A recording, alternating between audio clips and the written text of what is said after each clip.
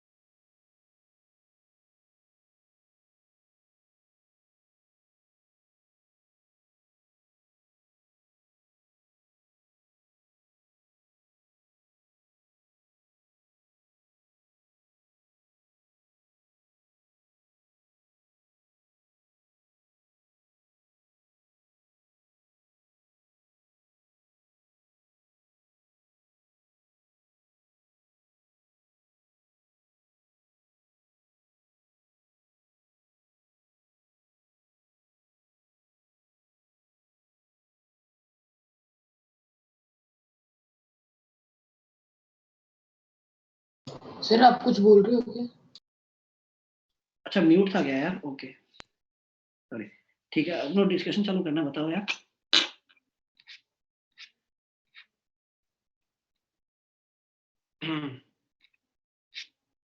बताइए, पहले 10 question currently discuss करना है ना अपने को तो। Yes, sir. Yes, sir.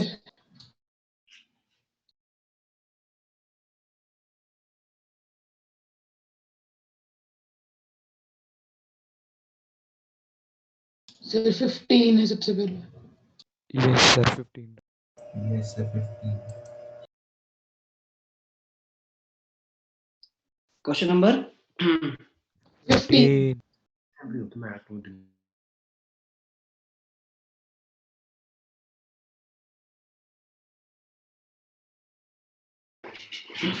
Okay guys, अब क्वेश्चन नंबर 15 पहले इसमें कोई डाउट नहीं है पक्का? डाउट कौन सा? 10th question. यस सर ये देखो, ये तीनों बैटरीज का लगी हुई है, पैरेलल में लगी हुई है ना यार। तो तीनों का एक ई इफेक्टिव निकाल लें। यस सर ई इफेक्टिव क्या होता है? E1 by R1 plus E2 by R2 plus E3 by R3 upon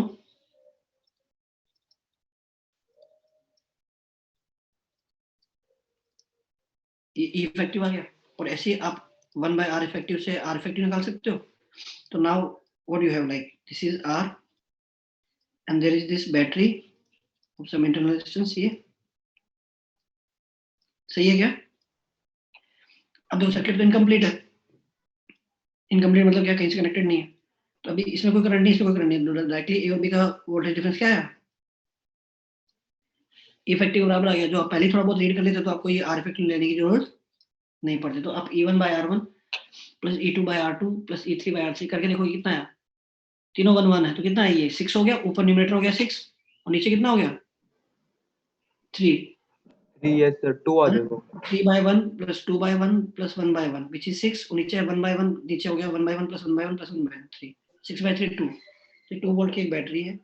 अगर ये कहीं से कनेक्टेड होता सर्किट में तो फिर इसमें करंट भी फ्लो करता है ना, yes sir और फिर वो E minus IR वगैरह ये करके लगाते हैं। yes sir okay sir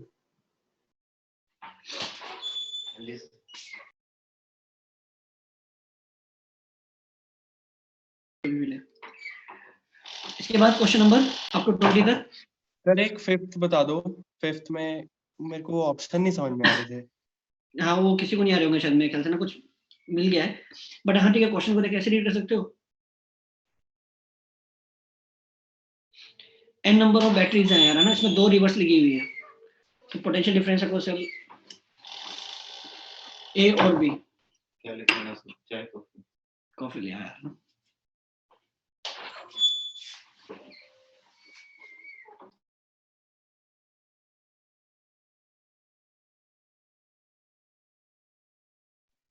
sir 13 में मेरा डी नहीं आ रहा था, एक बार देख लो। ये देख लेते हो, ये क्वेश्चन समझ गया ना क्या करना है यार, फोर्थ में तो सॉरी फिफ्थ में। एक बात बताओ, 2 सेल का नुकसान हो चुका, 2 के 4 सेल का नुकसान हो चुका, 2 सेल n-4 हो जाएगा वो। और -2 ये तो उल्टा है ना, ये आपकी Yes, sir. आप कर लोगे। यस सर, ये तो हो गया था। क्वेश्चन में 13 की बात कर रहे हो क्या? Yes sir 13।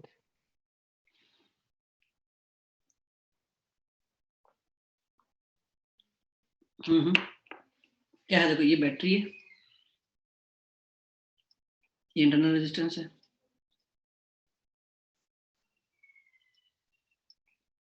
ये R है जो कि वेरिएबल है, राइट। तो बैटरी का जो पोटेंशियल डिफरेंस होता है वो E minus IR होता है क्या? Yes sir. I कितना होगा, E अपॉन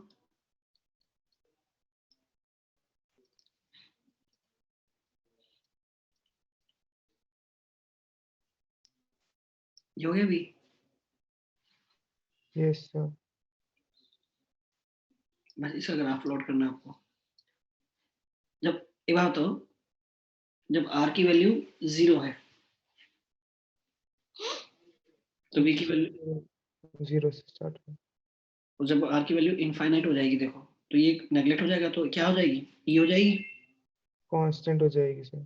है ना। जब R की वैल्यू इनफाइनाइट होगी सर्किट में करंट फ्लो करेगा, नो सर। तो जब कोई करंट फ्लो नहीं करा तो बैटरी का टर्मिनल वोल्टेज क्या आएगा, E के बराबर ही आएगा। यस सर ठीक है। तो फाइनली जाके क्या हो रहा है, कांस्टेंट हो रहा है, right. Yes sir.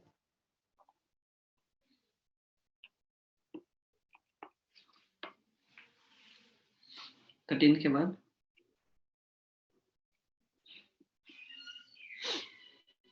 Sir 15th। ए और सी में क्या फर्क है? तीनों दोनों की है ना करंट वोल्टेज कैरेक्टरिस्टिक गिवन है ना। ये देखो जो P वाला है, P पे सर आपकी आवाज बहुत लैग कर रही है, इसे मेरे साथ कैसे है सकते हो? रुको मैं एक बार ना इंटरनेट कनेक्शन चेंज करके देखता हूँ। सर सही आ रही है आवाज। ठीक आ रही है सर। ठीक है, ठीक है। Yes sir. सर मैं चेंज कर देता हूँ।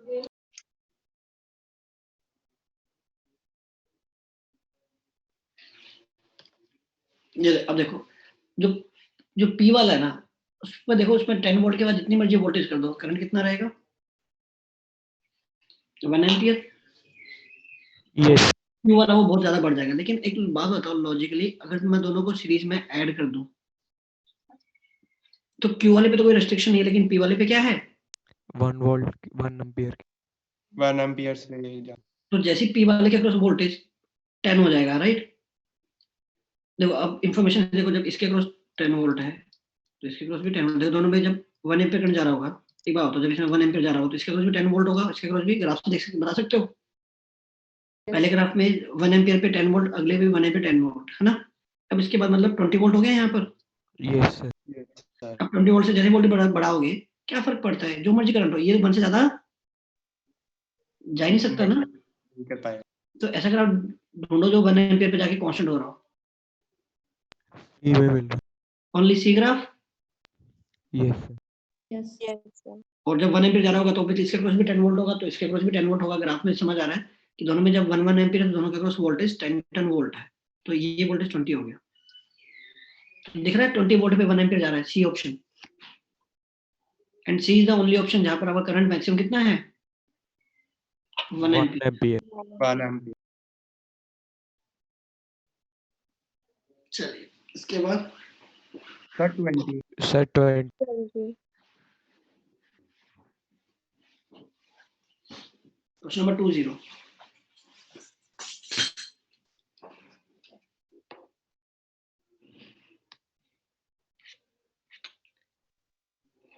Okay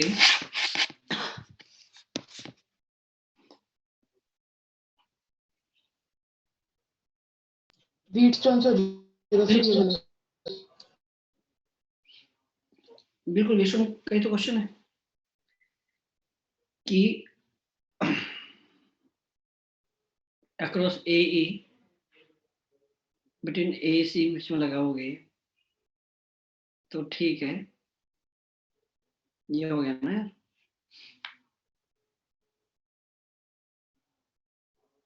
B and E are equipotential, right?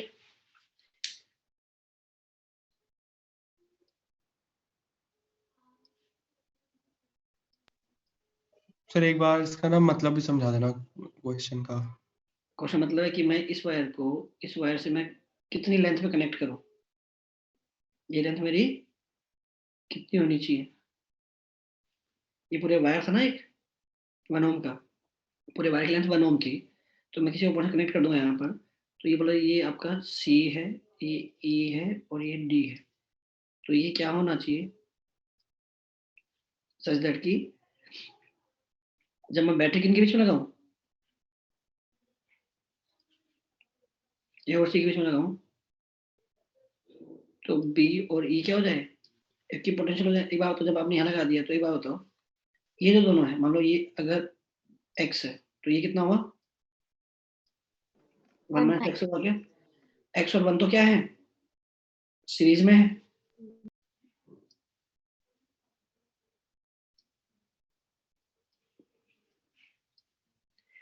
एक बात तो B और D आपके B और E आपकी, अब देखो ये डायग्राम में इसको मैं इसको हटा के 1 + x लिख दूं सिंगल,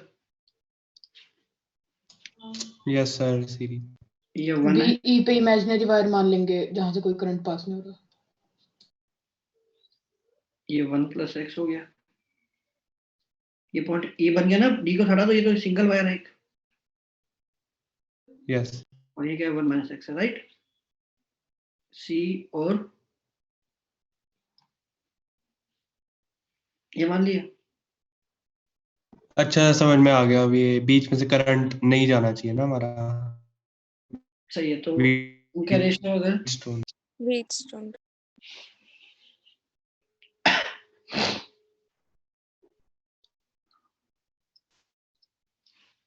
चलिए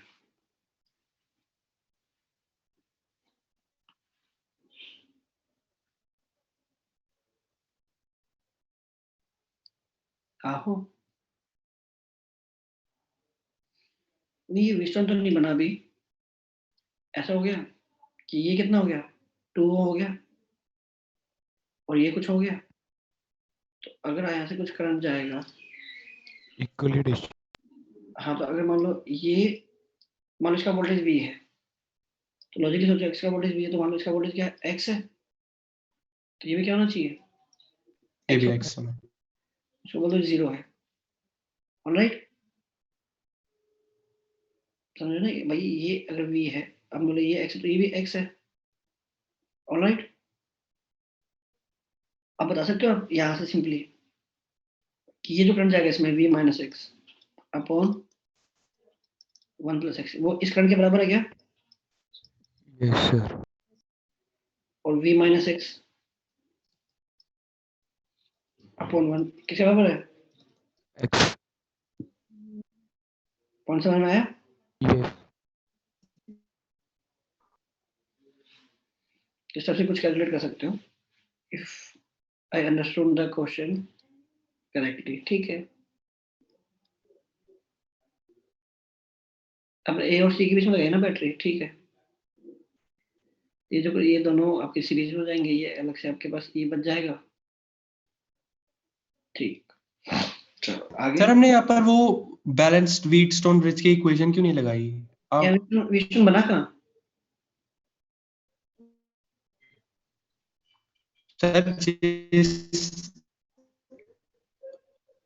मतलब जैसे करंट आ रहा है उसके डायगनली करंट नहीं जाना चाहिए। सर बीई पे इमेजिनरी वायर मान लेंगे। हाँ सर वही, मतलब यहाँ पे करंट नहीं जाना चाहिए हाँ ना ऐसे यहाँ मान लो, मैं तो क्या किया, इसमें जो करंट है वो इसमें करंट है, और जो इसमें करंट है वो इसके करंट बराबर है, तो इनसे इक्वेशन से पर। यस सर, ये वाला भी आ गया था समझ में। हाँ, अदरवाइज आप क्या बोलो, मान लो इमेजिनरी वायर होता तो ये क्या बन जाता? तो 1 upon 1 plus 1 x upon 1 minus.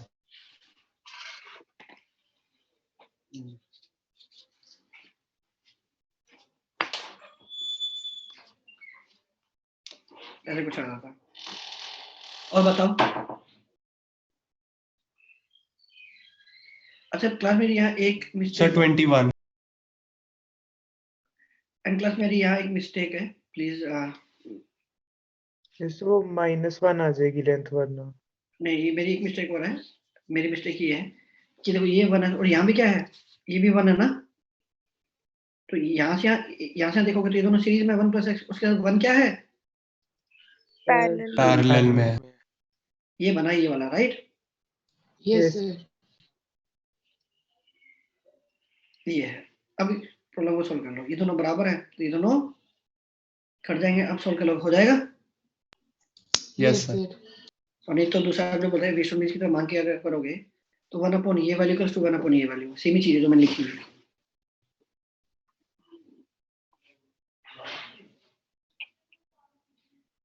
अच्छा, अप टू 30।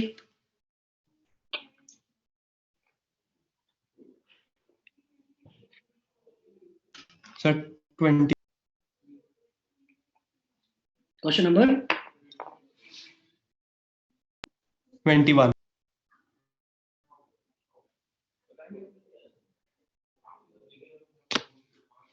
नहीं 20 मैं आइडिया डिस्कस कर लेता हूँ। एक वायर था यार ऐसे, है ना, आपको समझ में आएगा। अब आपने क्या किया, ऐसे कुछ पोर्शन को इतने से पोर्शन को आपने, जो एक्स पोर्शन है उसको आपने क्या किया, स्ट्रेच कर दिया। मतलब ये तो सेम रहा,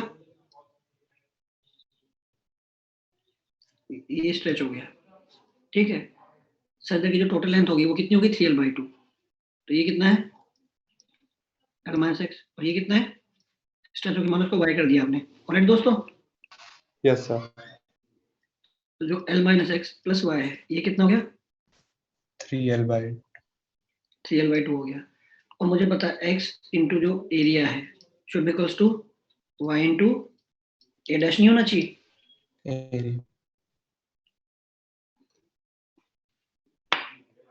अब मुझे ये कितना फ्रैक्शन है, अब मुझे पता टोटल रेजिस्टेंस क्या हो गया आपके पास, 4 टाइम्स हो गया। तो पहले कितना था आपके पास रेजिस्टेंस, रो l/a था क्या, अब क्या हो गया, रो l-x/a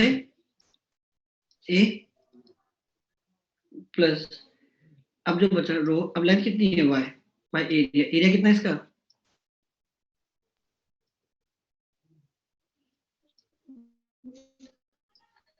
भाई इसके नीचे जो एरिया होगा वो a डैश Yes होगा, sir. है ना। Yes sir. नीचे रो हो गया, a से a गया। तो देखो ये क्या है, अब l तो उन्होंने एक इक्वेशन और बनी किसमें, x और y में, एक इक्वेशन और x और y में। सॉल्व करके आप बता सकते हो x और y की वैल्यू। Yes.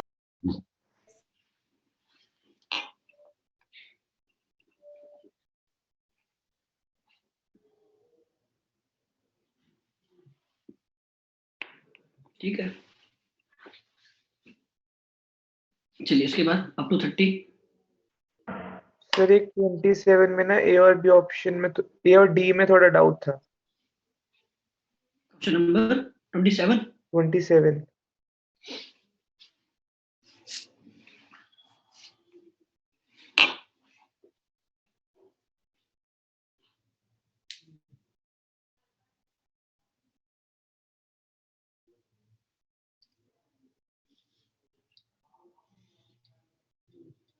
Area A.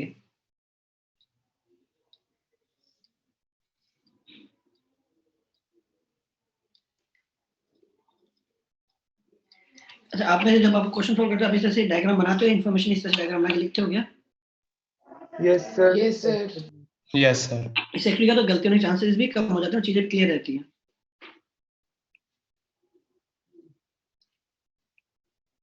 तो इसमें क्या दिक्कत है बता ना, ये क्या है? इसका रेजिस्टेंस अगर जो रेजिस्टेंस ही तो है, इसका रेजिस्टेंस अगर आर है तो इसका एक्चुअली कितना है 4 आ रहा है। 4R। हो जाएगा यार? अब तो हो ही जाना चाहिए ना यार। x मान लो, तो इसमें जो करंट गया 8 minus x by 4 equals to x minus 1 by R।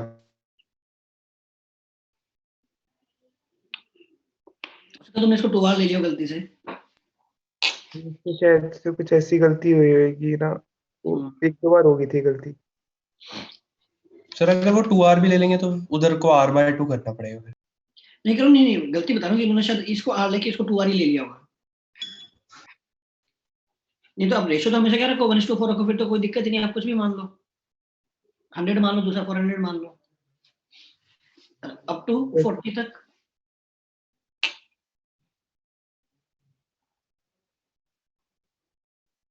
Sir 35।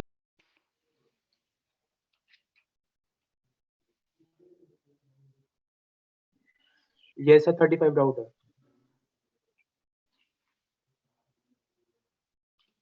Sir graph बना के हो गया था उसका।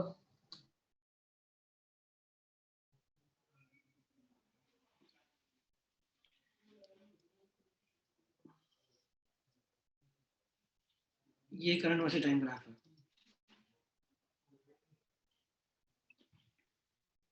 टोटल हीट जनरेटेड बतानी है, राइट? मान लो ये चीज कितनी है दोस्तों, आई नॉट है, I not। तो I should be equal to I not sine क्या आना चाहिए,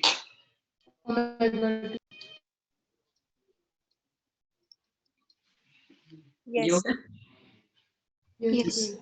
जब टी की वैल्यू टी रख दोगे तो साइन पाई बन जाएगा ना, इसी साइन पाई वाला पॉइंट आ जाएगा, राइट? कितना कुछ समझ में है?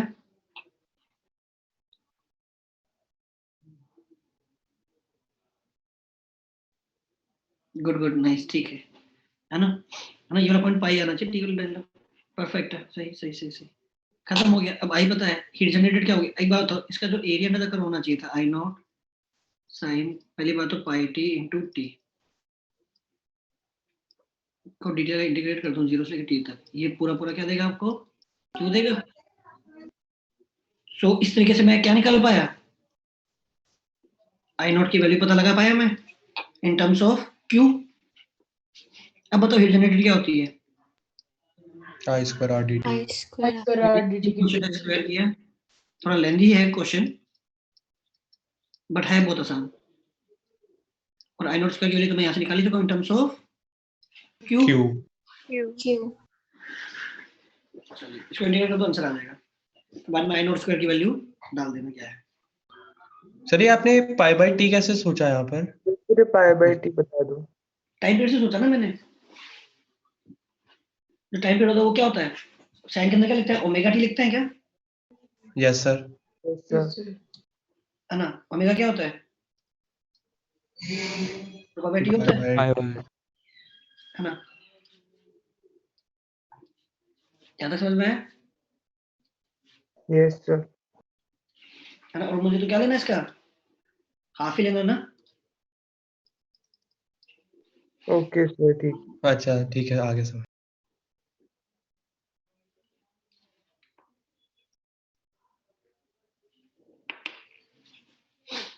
चलिए देखो ना साइन मुझे as a function of time लिखना है, तो टाइम के अंदर तो क्या होता है, time as a function of time लिखना है मुझे साइन, राइट। अब लॉजिक सोचो, साइन के अंदर हमेशा क्या होता है, एंगल होता है, और एंगल क्या होता है हमेशा, ओमेगा टी होता है। ओमेगा क्या हो गया, 2 पाई बाय टी हो गया इनटू टी हो गया। अब मुझे देख लो कि मुझे कहां तक देखना है, अब आधे तक देखना तो हाफ से मल्टीप्लाई कर दिया। अब क्रॉस चेक कर सकते हो, जब टी को 0 डाली तो ग्राफ क्या आया, 0। साइन टी की वैल्यू पाई डाली फिर भी क्या आना चाहिए, 0। जब टी की वैल्यू टी डालोगे तो कट जाएगा, तो क्या आएगा, आपको पाई तक ही बनाना था ना, तो टी की वैल्यू पाई डालो, जैसे डालोगे आप टी की वैल्यू कैपिटल टी कट गया। चलिए, नहीं इसका जो टाइम पीरियड है वो इस वाले का टाइम पीरियड का आधा है ना, साइन की। इसका जो 0 से टी है वो पूरे टाइम पीरियड का आधा नहीं है साइन का, yes sir. Yes sir. Multiply कर दिया। ओके देन अप टू 40 कोई डाउट और?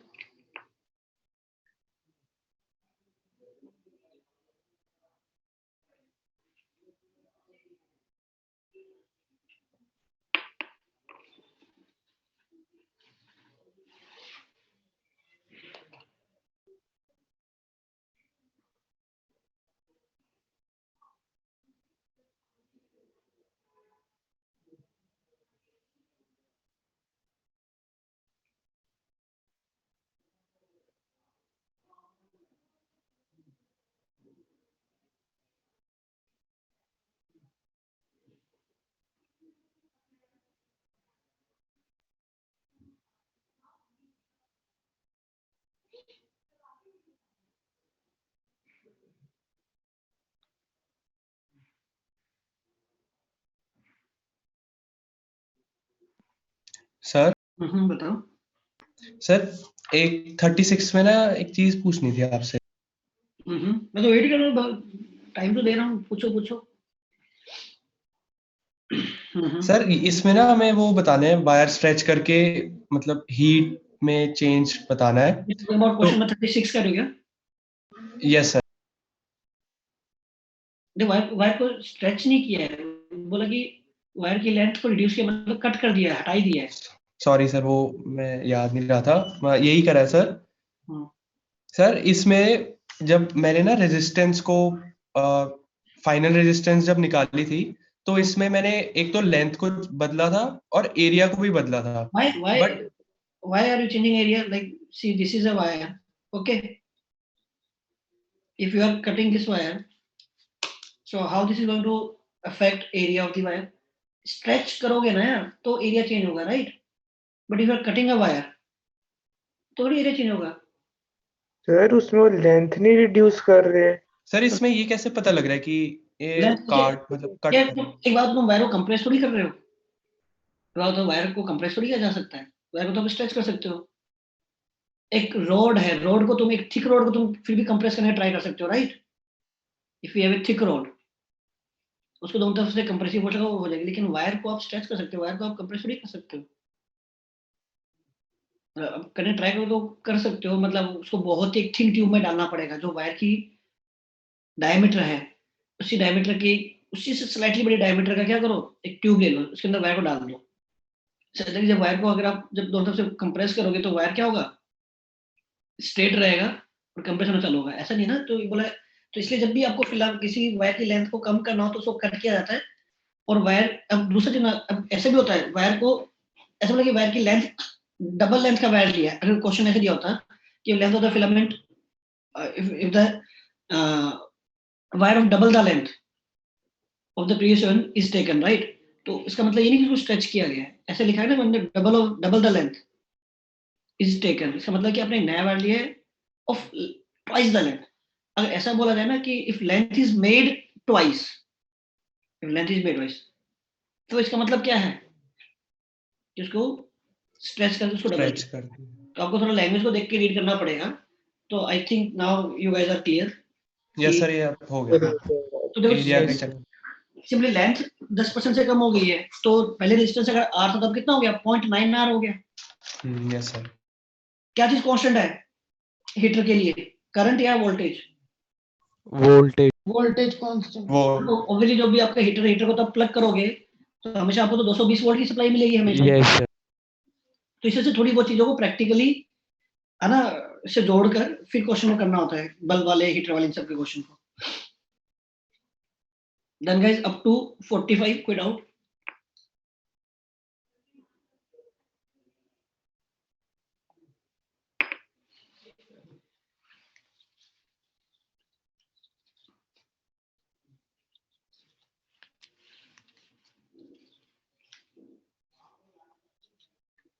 Okay, up to 50. Sir, 47. Question 47.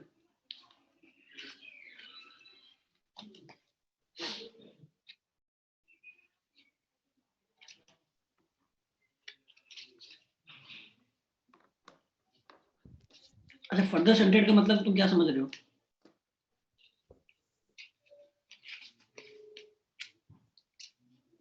Sir मैंने तो एक और पैरेलल लगा दिया था। हाँ, फर्दर सेंटेड का मतलब ये कि 4 वाले को के साथ 2 और जोड़ दिया है सीरीज में, नहीं। फर्दर सेंटेड मतलब कि और पैरेलल लग गया, मतलब एक्चुअली अब 2 और 4 क्या हुआ, पैरेलल में हो गया। लॉजिकली सोचो कि यार ये मेरा गैल्वेनोमीटर है, राइट? इसमें मेरा करंट जा रहा था। जैसे आप उसको एक बाईपास रास्ता दोगे तो ऑब्वियसली कुछ करंट इस बाईपास से निकल जाएगा। अब बोला बाईपास में डिफ्लेक्शन क्या हो गया, रिड्यूस्ड टू 1/5, 1 बाय 1/5 नहीं है, 2/1/5 है। तो मतलब क्या, अब करंट कितना जा रहा है इसमें? 5/5. I/5. तो इसमें कितना जा रहा होगा? 4I/5. 4I/5. दोनों पैरेलल में है तो लगा सकते हो I/5 इनटू इसका resistance equals to 4I/5 into 4. 16 आ जाएगा। तो जी की वैल्यू 16 आ गई। अब तो ये क्वेश्चन आंसर से मेरा 5/13 आया था उसके बाद। अब यहाँ तो तो क्वेश्चन कुछ बचा ही नहीं ना दोस्त, ये देखो। फिर सही आया था आंसर। अब कितना 4 और 2 का पैरेलल हो गया, 8/6 हो गया। अब यहाँ 4/3 रह गया, राइट? Yes, sir. और यहाँ कितना रह गया 16। तो अगर यहाँ जा रहा है x, तो यहाँ कितना जा रहा है? I minus I. I-6 solve कर सकते हैं x के लिए in terms of i। x into 16 equals to 4/3। ये कितनी बार गया, 4 बार गया। ये 4x हो गया प्लस x/3 हो गया इक्वल्स टू i/3 हो गया। मेरे ख्याल से क्वेश्चन सॉल्व हो गया। 13 आ गया। X की वैल्यू I/3. Yes sir.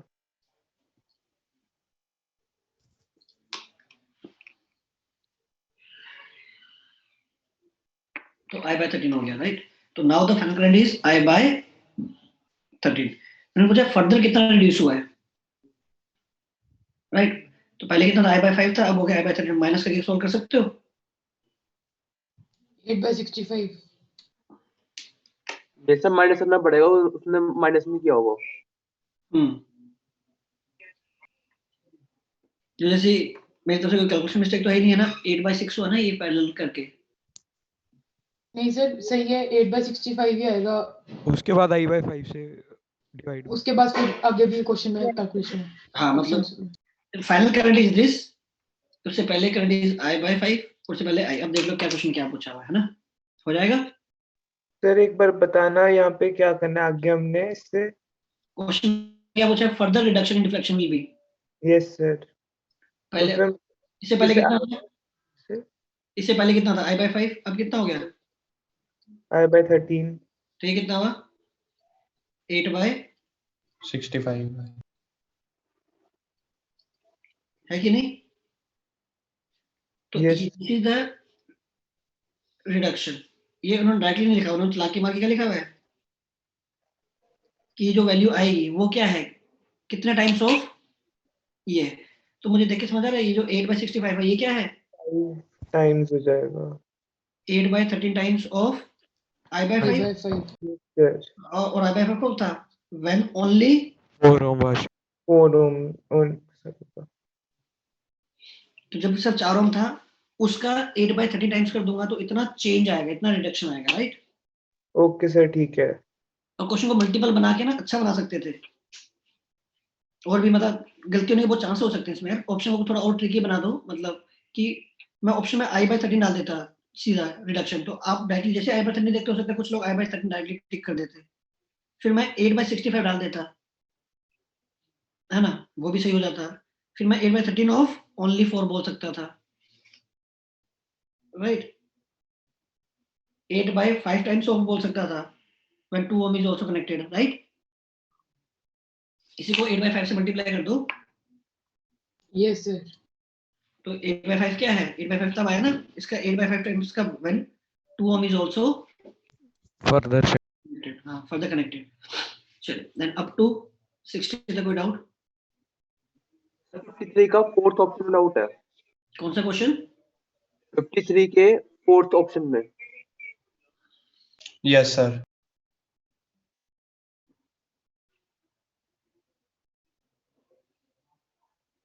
देखो जब बैटरी और गैल्वेनोमीटर ये देखो विस्टम ब्रिज में तो क्या है गैल्वेनोमीटर और बैटरी को इंटरचेंज कर दो फर्क नहीं पड़ता ना Yes, sir. नहीं पढ़ता. yes sir नहीं ये तो फॉर इफेक्ट याद भी कर लो अगर याद नहीं है तो टेस्ट में आया था सर एक बार.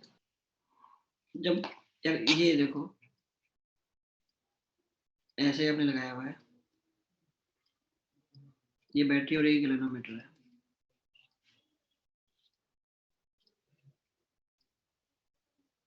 R1 R2 R3 R4 same R1 R2 R3 R4 अब यहाँ गैल्वेनोमीटर लगा दो और यहाँ क्या लगा दो बैट बैटरी तो पहले कंडीशन क्या थी R1 बाय या तो देख लो जो गैल्वेनोमीटर के आजू बाजू वाले R1 by R2 equals to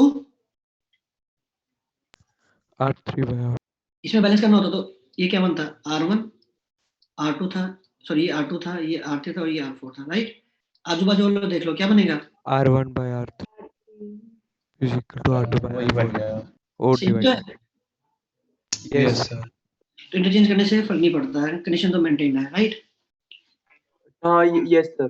पहले ये गैल्वेनोमीटर जीरो दिखा रहा था अब ये वाला गैल्वेनोमीटर जीरो दिखा रहा है तो फोर्थ तो इज डेफिनेटली करेक्ट तो ए ऑप्शन तो गलत है डी भी गलत है राइट 4 इंक्लूड नहीं किया है तो मेरे को सी लग रहा है बाकी देख लेते हैं अच्छा सारे रेजिस्टेंस को 5 टाइम्स करता भी क्या सबको मैं 5 से ऊपर नीचे मल्टीप्लाई कर दूं फर्क पड़ेगा सेम ही no रहेगा। sir सेम ही रहे. और सबको अगर मैं और देखो बैलेंस है तो यार बैटरी जिस मर्जी वोल्ट की हो क्या फर्क पड़ता है यस yes है ना तो 1 3 4 तो करेक्ट है और ये तो ऑब्वियसली सबको अगर मैं कुछ अमाउंट से बढ़ाऊंगा तो सबका रेशियो थोड़ी सेम रहेगा यस सर चेंज हो जाएगा।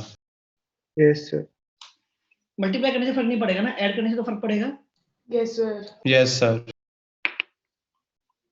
अब जैसे फॉर एग्जांपल है जैसे 2 by 4 है उसका रेशियो क्या है हाफ है मैं सब में एक एक जोड़ दूं 2 + 1 और 4 + 1 क्या ये अभी भी हाफ रहेगा नहीं रहेगा ना नो सर। No, sir.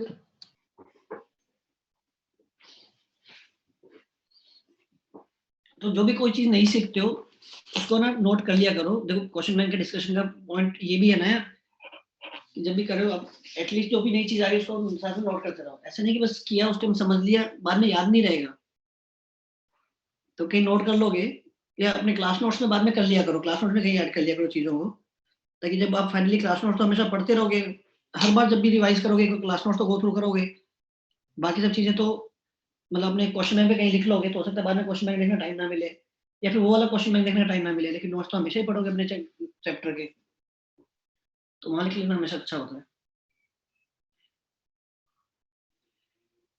इसके बाद अप टू 60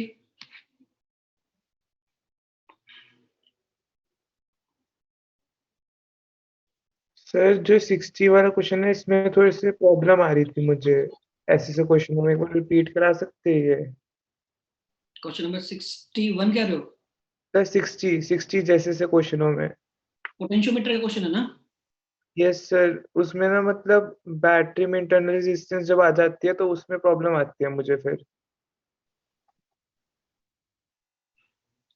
पहली बात तो ये हमने बहुत स्ट्रिक्टली पढ़ा हुआ है कि जब भी नो डिफ्लेक्शन होगा जब दूसरी बैटरी हो तो उसका इंटरनल रेजिस्टेंस कुछ भी उससे कोई फर्क नहीं पड़ता है क्या याद है आपको ये चीज सर नहीं सर ये चीज लिखी नहीं हुई थी मैंने नोट्स में ना शायद से तो भाई लिखी हुई होनी चाहिए मैंने sir. इनफैक्ट क्वेश्चन भी करवाया था जिसमें मैंने 2-3 एग्जांपल लिए थे एक बार बैटरी के वोल्टेज को छोटा कर दिया एक बार बैटरी के वोल्टेज को बड़ा रख दिया लेकिन कुछ ऐसे रखा कि सर की जो वायर ए बी है कंडीशन मेरी क्या थी वायर जो ए बी है उसका जो वोल्टेज होना चाहिए वो हमेशा सेकेंडरी से बड़ा होना चाहिए सेकेंडरी से बड़ा Condition, होगा। condition. और ये तो तब बड़ा होगा जब E जो प्राइमरी है वो ज्यादा बड़ा हो प्राइमरी अब बड़ा होगा प्राइमरी तो सेकेंडरी से बड़ा होना चाहिए, उससे भी इंपॉर्टेंट कंडीशन है। देखो Yes, अगर sir. इक्वल होगी फिर तो ये वैसे प्रूव नहीं हो पाएगा, राइट? और फिर लगाया था, फिर मैंने क्वेश्चन करवाया था ऐसे कि बीच में मान लो कि मैंने इसके साथ इसके इंटरनेशन को मैंने बढ़ा दिया, या इसके साथ मैंने सेकेंडरी में मैंने सीरीज में कुछ जोड़ दिया, कोई फर्क नहीं पड़ता। When there is no deflection, when there is no deflection, तो उस बैटरी के थ्रू तो करंट फ्लो कर ही नहीं रहा ना, लॉजिकली सोचो। Yes sir. जब करंट फ्लो नहीं कर तो इस बैटरी का वोल्टेज सिंपली क्या आएगा, E/2 ही तो शो होगा। Whatever B this resistance, it is just for the sake of confusion, जो भी हो क्या फर्क पड़ता है। अभी लिख लेता हूँ सर ये सब। जब करंट ये R होता, 2R होता, 3R होता, 4R, कुछ भी होता, करंट ही नहीं है, तो ए और बी का डायरेक्टली वोल्टेज कितना है, जितना बैटरी का है। अब लॉजिकली बताओ सारा करंट कहां से फ्लो कर रहा है?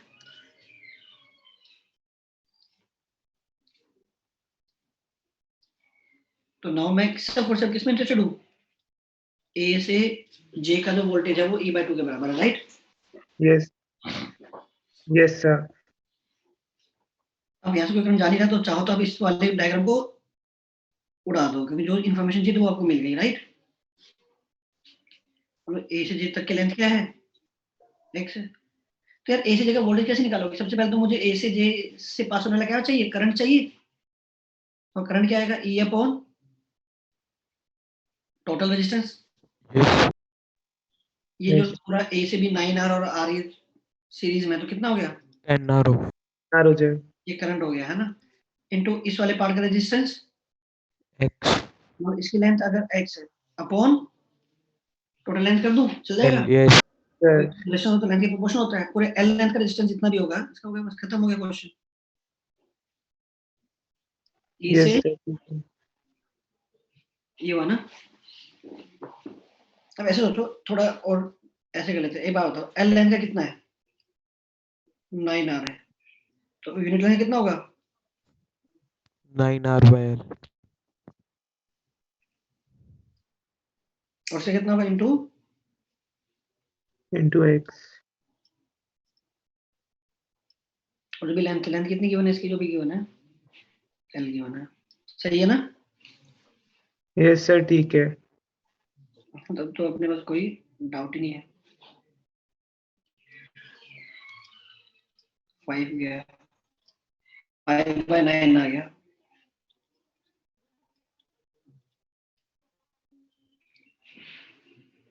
तो पोटेंशियोमीटर इज नथिंग, जब भी नल डिफ्लेक्शन है, जो इस बैटरी का वोल्टेज है वही इम्पोर्टेंट वोल्टेज होगा। बाद में इस डायग्राम को हटा दो, सिंपल एक आपके पास एक नॉर्मल एक लूप वाला सर्किट रह गया बस। हालांकि मैंने बताया था आपका सबसे पहले काम क्या होना चाहिए, इसको हटा के सबसे पहले क्या निकालो, Potential gradient. Potential gradient. इस पूरे का voltage upon length into x। ये तो क्या देखो, ये है I इनटू पूरा रेजिस्टेंस, ये क्या देगा, total Voltage of the wire. Upon L Potential. चलिए अप टू 70। सर 61 और उसके टाइप के क्वेश्चंस प्रैक्टिस करवा दो थोड़ा सा। पहले तो डिस्कशन कर लेते ना भाई। देखो इसमें प्रैक्टिस क्या कर रहा हूँ दोस्त, है ना, ये तो बार बार क्या है, आपका अपना खुद का रीडिंग है ना यार। उनमें से 61 टाइप के क्वेश्चन में जब बुक सॉल्विंग भी कर रहा था तब भी काफी कंफ्यूजन तो होती थी। देख उन सब में क्या है, उन सब में अपना सोचना ही पड़ता है ना, मतलब ऐसे तुम जितने भी मर्जी क्वेश्चन कर दो, आपको उस मोमेंट पे अपना ही कुछ छोड़ देना होता है। देखता हूँ मैं एटलीस्ट क्वेश्चन क्या है। ठीक है यार, एक एमीटर लिया, एक हमने रेजिस्टेंस R लिया, एक कभी एक सेल है। तो जो रीडिंग I0 है यार, वो I0 किस पे डिपेंड करेगी, C अपॉन और resistance of A। Plus resistance ideal नहीं है ना यार, लिखा हुआ Yes, फाइनाइट sir. रेजिस्टेंस है, right? Yes sir. And potentiometer की जो रीडिंग है वो क्या है, V0 है। पोटेंशियोमीटर रीडिंग की बात हो, जो पोटेंशियोमीटर की खास बात क्या होती है, पोटेंशियोमीटर क्या एक्चुअल रीडिंग देता है? Yes sir, Yes, potentiometer sir, actually. तो मान लो पोटेंशियोमीटर की रीडिंग जो है वो V0 है, वो V0 क्या होनी चाहिए, इसके थ्रू कोई I0. करंट फ्लो नहीं किया, first of all, right? Yes, sir. Potentiometer एक तरह से ideal Voltmeter. Voltmeter ideal volt तो ये क्या होना चाहिए, आई नॉट इंटू, R के बराबर। और देखो देखो क्वेश्चन में कुछ है ना, मैं स्टेप बाय स्टेप कर रहा हूँ। अब देखो आपने इसी क्वेश्चन में क्या किया, इसको किससे रिप्लेस कर दिया, voltmeter voltmeter will be having some resistance. Resistance finite resistance. अब एक बात बताओ, जब इन्फिनिटी था तो इसका इनका इफेक्टिव रेजिस्टेंस कितना आ रहा था, आर ही आ रहा था। यस जब इनफाइनाइट रेजिस्टेंस हो गया तो इसके तो करंट नहीं पास करेगा ना, तो ये आर ही बन गया। पर जैसे आपने फाइनाइट जोड़ा, अब इसका इफेक्टिव आ रहा है, आर से कम आ गया, आर से कम आएगा। तो ओवरऑल सर्किट का जो रेजिस्टेंस वो बढ़ गया, कम हो गया, कम। ओवरऑल सर्किट का रेजिस्टेंस कम हो गया। तो क्या अब करंट बढ़ जाना चाहिए क्या, यस Yes. सभी को समझ में आ रहा है।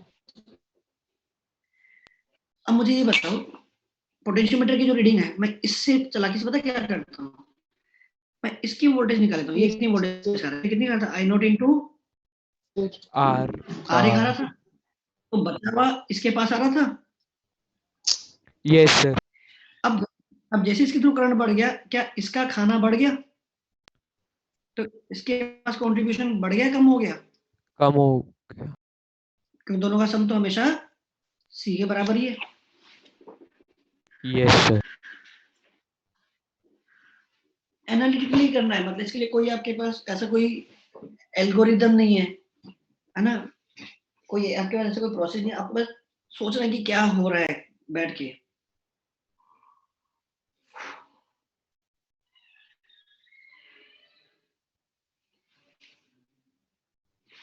अब जैसे मैं लॉजिकली बोल दूं, ऐसे कुछ क्वेश्चन है, मान लो ये 10 वोल्ट की एक बैटरी है,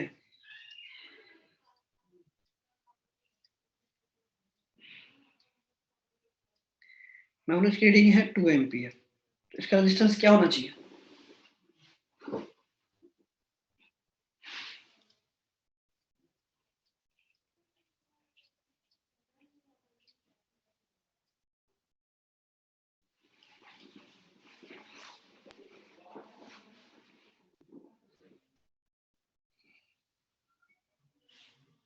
सर एमीटर आइडियल है ये। देखो अगर मैंने कुछ नहीं बोला तो एमीटर हमेशा क्या होगा, रियल होगा, अदरवाइज हमेशा क्या लिखा होता है, आइडियल एमीटर लिखा होता है।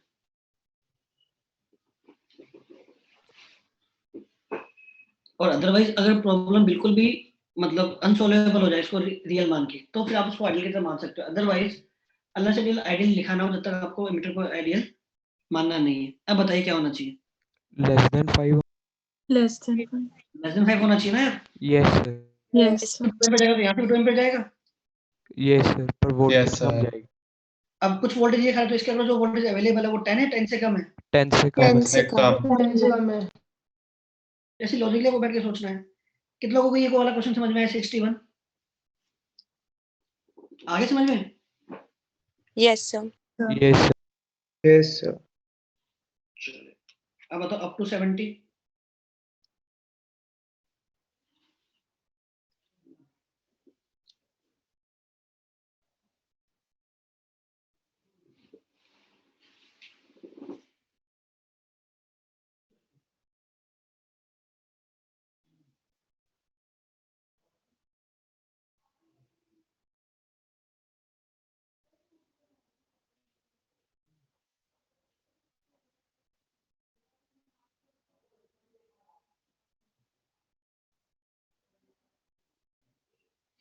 Without up to 70। सर 70 का रीजन एक्सप्लेन कर दो। क्लास में एक्सप्लेन ऐसे कोई बता सकता है, एनीवन? नोट्स, नो नोट्स पढ़े दोस्त शिवम तुमने? मैं सभी किसी सर पढ़े हैं नोट्स में मैंने रजिस्टिविटी के ग्राफ बनवाए थे। सर, आपने पढ़े वो होंगे, स्टेटमेंट समझ में आ गया, उसका रीजन नहीं समझ में आया। रीजन भी मैंने एक्सप्लेन किया था मेरे भाई। यस इसका ये होता है, this is for conductor, this is for semiconductors and this is for Alloy. Alloys. मैंने इन दो के रीजन एक्सप्लेन किए थे। जो रेजिस्टिविटी थी वो क्या होती है, n square n square tau होता है। कंडक्टर के लिए क्या है, जब टाउ आप हमेशा कम कंपेयर करोगे Tau n कम बढ़ता होगा। है, टाउ कम हो जाए। ये तो होना ही है, n बढ़ेगा और टाउ कम होगा।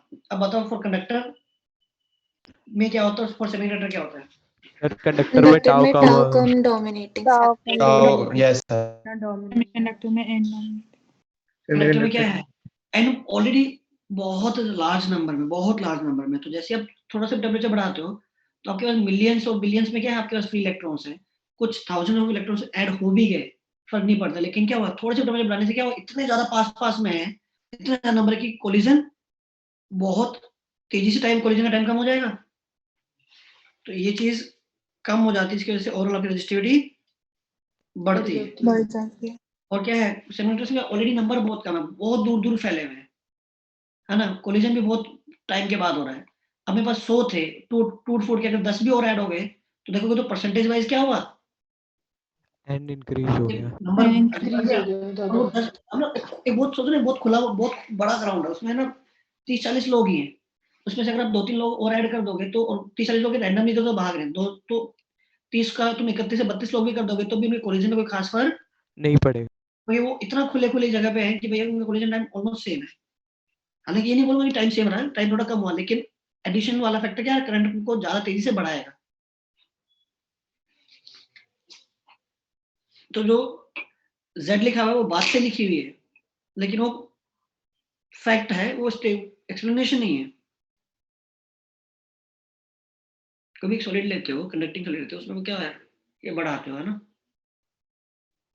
दोनों इंडिपेंडेंट है, दोनों ट्रू है, लेकिन करेक्ट रीजन नहीं लग रहा है मेरे को। ये सिर्फ आगे समझ। ये सब तो मैं बताया होता दोस्त, तो मैं बार बार बोलता हूँ, जब तक अपने नोट्स को ध्यान से नहीं पढ़ोगे, सब कंटेंट सोल्व करने का सोचोगे ना, मैं बोलता हूँ कंटेंट भी मत सोल्व करो, सब क्लास के जो भी नोट्स के जो क्वेश्चंस है ना यार, उन्हीं को वापस कर लोगे ना, तभी जे बहुत प्यार से 70-75% जो पेपर होता है वो नोट्स के थ्रू होता है। कंटेंट क्यों बोलते हैं, ताकि आपको प्रैक्टिस कर करके आपको जो नोट्स में कराया गया आपको वो उन सब चीजों की एप्लीकेशन समझ में आ जाए, क्योंकि हर टॉपिक पे आप 2 से 3 से या ज्यादा 4 प्रॉब्लम ज्यादा कर नहीं सकते हो क्लास में, क्योंकि टाइम नहीं होता है। तो या तो आप तुम 4 क्वेश्चंस के थ्रू ही एप्लीकेशन सीख जाओ, तो आपको कंटेंट लगाने की जरूरत ही नहीं है। तो कंटेंट लगाने की जरूरत होती क्यों है, क्योंकि आपको वो एप्लीकेशन बार बार करके समझ में आती है।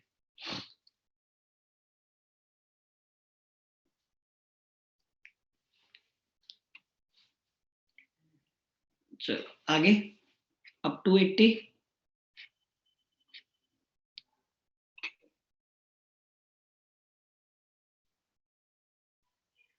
मैं फिर रिपीट कर रहा हूँ, और बहुत सिंसियर रिक्वेस्ट है कि जब क्लास नोट्स करो ना, तो क्लास नोट्स को आप अगर 2 घंटे 3 घंटे 4 घंटे दे दो तो 1 घंटा और एक्स्ट्रा दे दो, पर आराम से ढंग से समझ समझ के करो यार। समझ के करोगे ना तो बहुत सारी चीजें आपको ना, क्वेश्चन करते हो क्लास में ही के नोट से आप इमीडिएटली रिलेट कर लोगे, और नहीं कर पा रहे हो मतलब आपने क्लास नोट ढंग से नहीं पढ़े। Anyway question up to 80। 77. 77।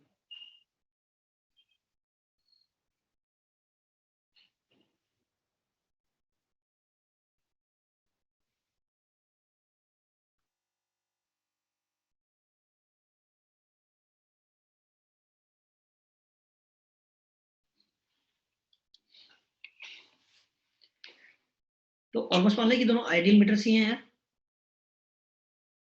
Of negligible resistance ammeter है,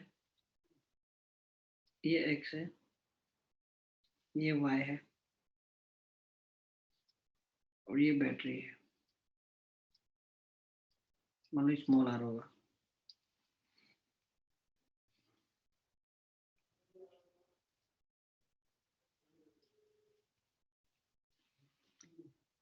ठीक है, Yes, sir.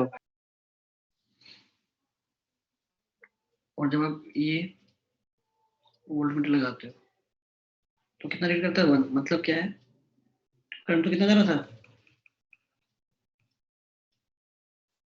इनटू करंट जा रहा था, ये करंट कितना जा रहा था, इनटू इसका अगर रेजिस्टेंस से मैं मल्टीप्लाई करता हूँ तो ये वैल्यू कितनी आ रही है, 1 वोल्ट आ रही है।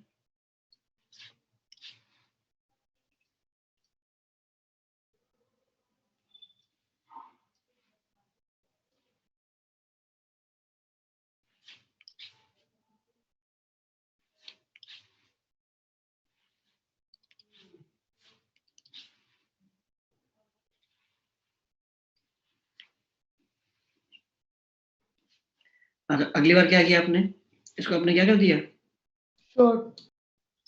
तो ये तो उड़ गया सर्किट से, यस सर। तो ये इसकी तो जरूरत है ही नहीं आपको, तो सेम चीज वहां वापस रिपीट कर सकते हो। अब बताओ कितना करंट जाएगा सर्किट में, x 12 प्लस by आर ही X. एक्स जाएगा, प्लस आर। और फिर जब x से मल्टीप्लाई करोगे, अब ये रीडिंग कितनी है, 10 के 10 के बराबर है। नहीं सर, ये तो बैटरी के क्रॉस दिया है 10। अच्छा, बैटरी को स्टैंड कोई दिक्कत नहीं है,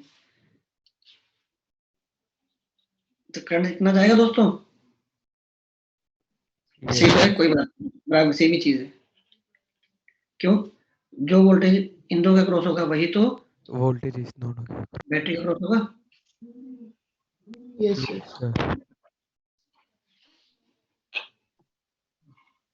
सर हो जाएगा सर अब।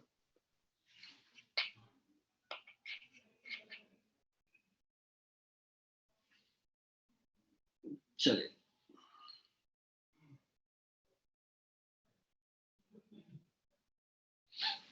आगे,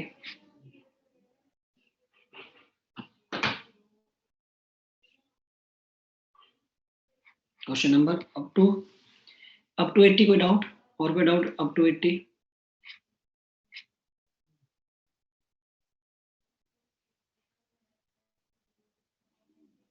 Any other doubt up to 80?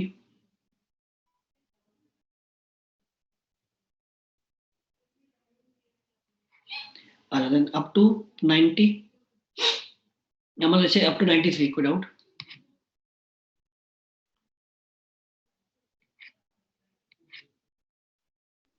Sir question number 82 में ना मेरे को नोडल से नहीं समझ में आ रहा, इसे कैसे करेंगे?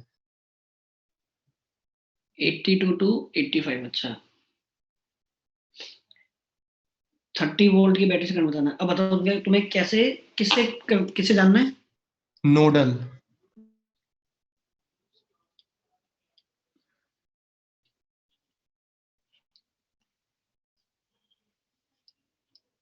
तुमने कैसे किया वैसे?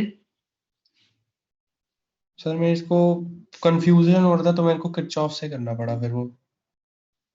Late me give you the combination of battery. Perfect है, मैं बोल रहा था let me give the simplest solution to this problem. एक बात तो ये 2 यहाँ लगाओ, यहाँ लगाओ, ये 2 और 4 दोनों डेफिनेटली क्या है, डेफिनेटली किसमें, सीरीज में। यार एक बार होता है, जो करंट यहाँ जाएगा वो करंट यहाँ से भी तो आ रहा होगा, तो जो Yes, करंट sir. 4 में जा रहा है वही करंट 2 में भी तो जा रहा है। Yes sir.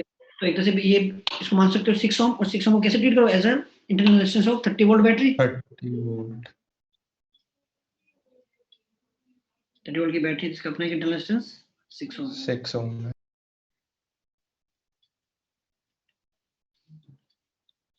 3 ओम, और फिर से ये जो 15 वोल्ट की बैटरी है,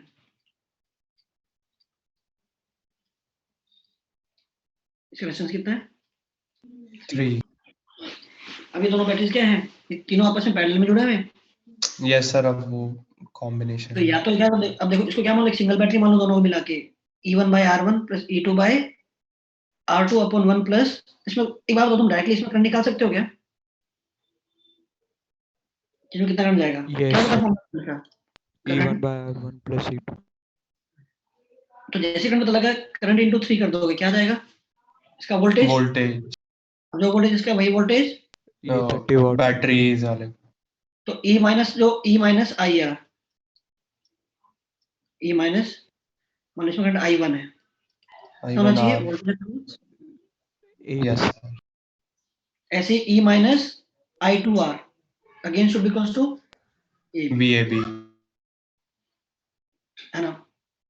और अगर इसको आपको नोडल से करने का मन है, समझ आए दोस्तों ये सॉल्यूशन जो मैंने किया अभी, यस सर। ये भी तो डायरेक्टली पता लग गया, E1 by R1 plus E2 by R2 upon 1 plus capital R, ये एक्सटर्नल रेजिस्टेंस बन गया ना मेरा, ये वाला। Yes, sir. यस सर 3 ओम। अगर नोडल से करना है तो मैंने काम करो, इन दोनों को क्लब कर दिया आपने, इसी डायग्राम को उठाया आपने,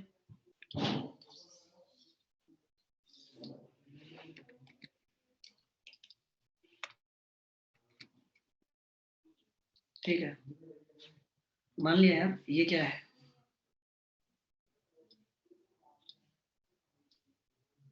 ठीक है, ये 0 है, तो ये पॉइंट कितना हो गया? ये पॉइंट कितना हो गया?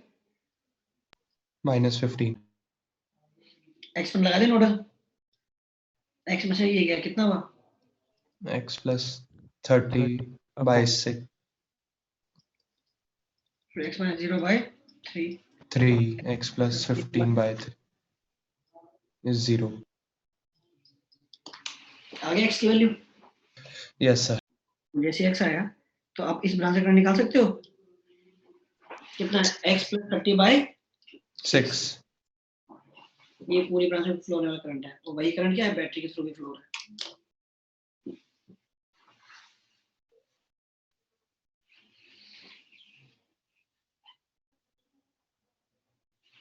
इसके बाद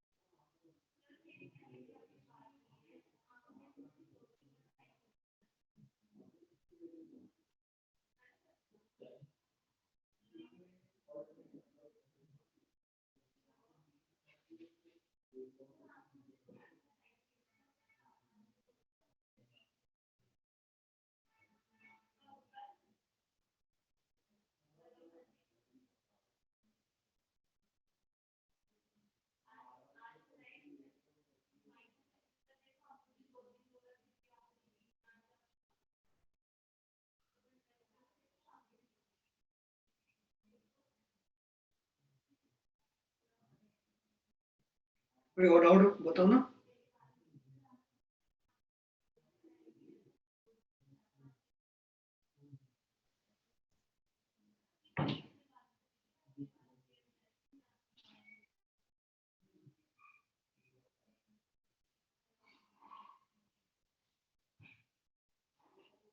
कोई डाउट नहीं है क्लास पक्का?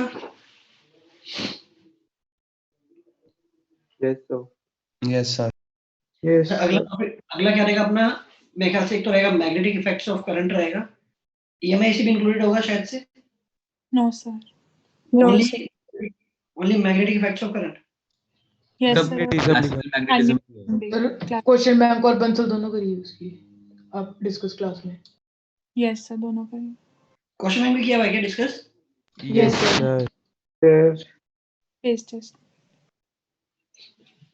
तो एक काम हो, तुम वापस से एक काम करो ना, शीट के एक्सरसाइज 1 और एक्सरसाइज 3 कर लो उसका यार। ये तो एक्सरसाइज 1 से क्या हुआ है, तुम्हारे क्विक रिवीजन टाइप हो जाएगा, और फिर उसकी एक्सरसाइज 3 लगा लो शीट की। उसमें क्या अप टू 2006 या 7 तक की प्रॉब्लम है, इंक्लूडिंग ऑब्जेक्टिव एंड सब्जेक्टिव, मैं दोनों बोल रहा हूँ। और दूसरा तरीका क्या कर सकते हो, शीट की एक्सरसाइज 1 लगा लो प्रैक्टिस के लिए, और उसके हमने शायद मल्टीपल नहीं किए होंगे, मल्टीपल किए हमें मोर देन वन ऑप्शन वाले। No, sir. की नहीं। तो उसके मोर देन वन लगा लो, फिर एक्सरसाइज 3 छोड़ दो, चलेगा? Yes. और if you guys need some new problem तो एक्सरसाइज 3 लगा लो, लीव एक्सरसाइज 1, क्वेश्चन बैंक के मोर देन वन ऑप्शन वाले, और शीट की एक्सरसाइज 3। डिसाइड वन थिंग, क्या करना चाहते हो?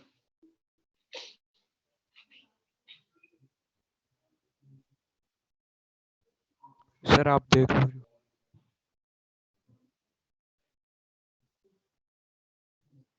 So मैं multiple. से पूछो तो Exercise 3 और multiple ठीक है। सर मल्टीपल करते हैं सर। अब नहीं, आपकी आवाज एक्चुअली कट रही है।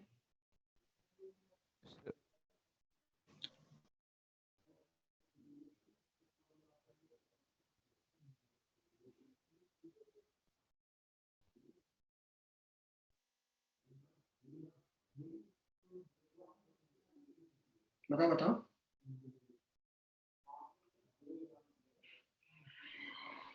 आप डिसाइड कर लो सर। सर आप बता दो, वो कर लेंगे सर। मैं बताता हूँ कि शीट की एक्सरसाइज 3 ठीक है।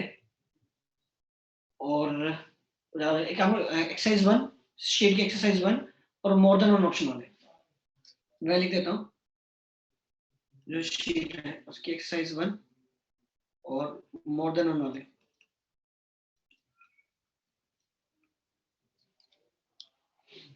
ये कर सकते हैं, ठीक है। Sir more than one magnetic के तो करे हुए हैं।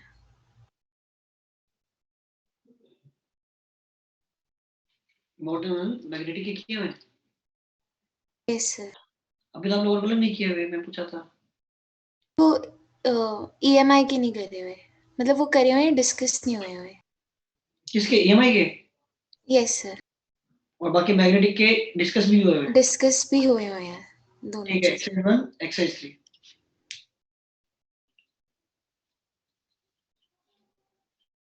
ये दो डिस्कस करेंगे, ठीक है।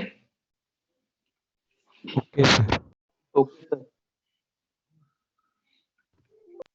अभी तो खैर आपका इसका पेपर है, इसका पेपर दो, एक लेक्चर तो अपना डिस्कशन हो जाएगा, उसके बाद अपने क्लास नोट्स में कुछ नहीं समझ आता, कुछ पूछना तो वो पूछना, फिर अपन करेंगे, है ना। तो मान लो कि वेंसडे तक आपका डिस्कशन होगा इनका, तो आपके पास एम्पल टाइम है, मतलब संडे के बाद, संडे मंडे ट्यूसडे में 2-3 दिन है आपके पास आराम से, इसके बाद भी तो आराम से कोई इशू आना नहीं चाहिए। ठीक, जेई मेंस का जेई एडवांस का है, दोनों ही है, दोनों ही होते हैं। दोनों ही है सर। दोनों ही होते हैं। ठीक है, फिर मेंस के लिए आपको एक बार पढ़ना पड़ेगा आपको वो सब। वो एक्चुअली हम तो पढ़ ही चुके हैं ना, अर्थ मैग्नेटिज्म वगैरह पढ़ चुके हैं हम लोग, yes sir. Sir magnetic properties वगैरह, ठीक है। तो उसकी अगर आप एनसीईआरटी या प्रदीप कुछ भी पढ़ लोगे, डीसी पांडे बीएम कुछ भी पढ़ लोगे, काम से जाएगा। तो उसमें तो हार्डली रेयरली कोई कहता है कोई क्वेश्चन आता है, तो आता है मेंस में, वो भी 2-3 साल में एक बार।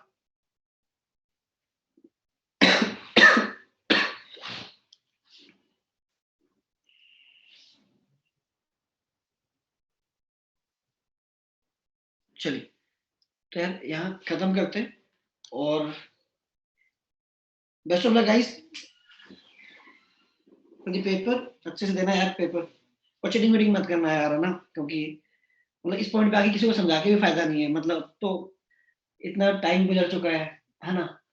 तो अब समझाना पड़ा तो मतलब मेरे ख्याल से उसका कोई पॉइंट भी नहीं है समझा कर, क्योंकि जिसको समझना होता है वो बहुत पहले समझ चुका होता है। जिसको चीटिंग नहीं करनी होती वो नहीं कर रहा है, जिसको करनी है इस स्टेज पे आकर, जब आपका एकदम मतलब इंपॉर्टेंट टाइम है, पीक टाइम है, जहाँ पर आपको अपनी प्रिपरेशन का ऑनेस्ट रिव्यू करना चाहिए, वहां पर अगर आप चीटिंग कर रहे हो तो मेरे ख्याल से कोई भी मोटिवेशन काम नहीं आने वाली है। तो बस यही उम्मीद है आप लोगों से कि यार आप लोग मतलब कोई 11th में आके कोई चीटिंग करता है तो समझ में आता है कि यार इमेच्योर है ना, चाइल्डिश स्टफ है। लेकिन अब आके करना तो मतलब ठीक है, कि उनका एम बस इतना है कि घर वालों को खुश कैसे रखना है, कि उनको अपने मार्क्स दिखाते रहो, वो लोग खुश होते रहे, आप भी धोखे में रहो।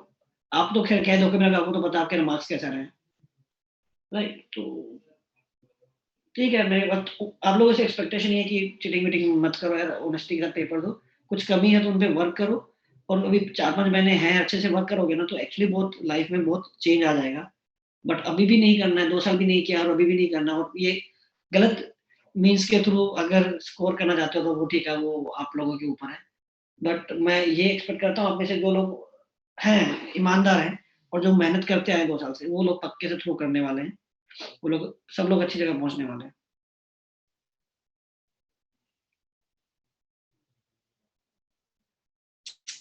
तो it's just a humble request कि चीटिंग वीटिंग मत करो, है ना। चलिए, ओके गाइस, थैंक यू।